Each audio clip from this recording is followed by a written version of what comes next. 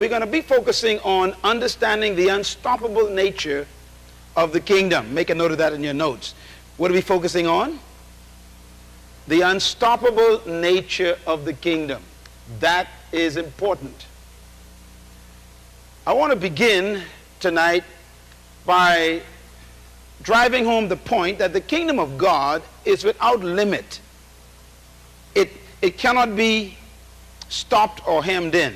And this is really not only a fact in the reality of the book of Acts, but let's look at a couple of background scriptures that were stated earlier about the kingdom of God. First of all, the kingdom of God is eternal and secure without restriction.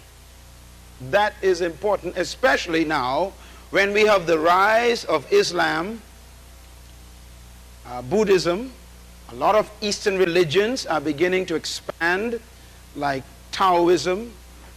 Of course, we got all kinds of interesting expansion of Hinduism. A lot of difficulty going on in Pakistan and in places like that where you've got the Muslims fighting the Hindus. And now, of course, you have the Muslims and the Christians and the tension between the different sects of religion. I want to promise you this, that in the next 10 to 20 years, you're going to have to face persecution. There are going to be mosques everywhere. There are going to be Hindu temples building up everywhere, including this country. They're coming. If you notice on the mosque down the street, there's a tall white pinnacle. That's going to have a microphone in it and a big speaker. And every morning around 5 o'clock, you'll hear a noise of someone speaking in Arabic. They're going to wake up the whole neighborhood. So we got a question. Do we have a law against public disturbance? Sure we do. So what do you do when people want to practice their religion free and they blow this loud sound of prayer every morning 5 o'clock over this neighborhood? That's what that pinnacle is for. That is called a minaret on a Muslim temple right down the street. Now we are not used to that because that's the first one we have. That means at 5 o'clock there'll be a sound in your ear if you live around here anywhere, and they'll wake you up. What are you going to do?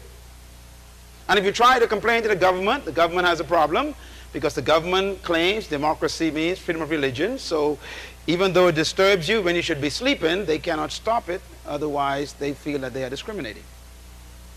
So the question then is that persecution against you because you're being disturbed by someone else's religion?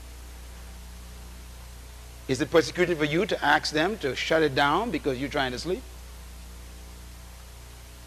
How about 10 of those mosques built in the neighborhood in the next 10 years and all that sound begins at 5 o'clock in the morning? I don't think we appreciate persecution.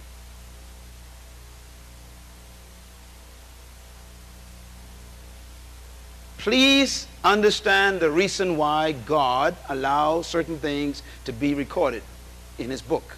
It's because he wants you to learn some principles from these wonderful scriptures to prepare you to live effectively in the world.